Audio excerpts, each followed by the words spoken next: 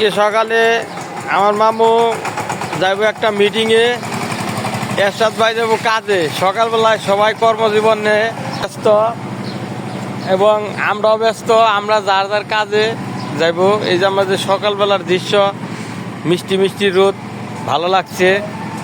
এরশাদ ভাই কাজে আজকে করে যাবেন? মামুনে এম আজকে এরশাদ ভাই কাজে যাইব।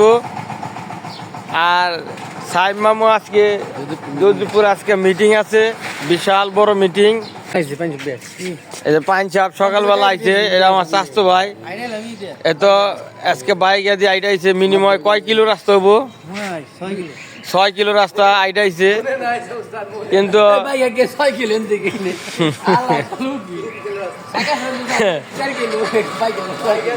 হ্যাঁ এরশাদ ভাই জান গা, ঠিক আছে।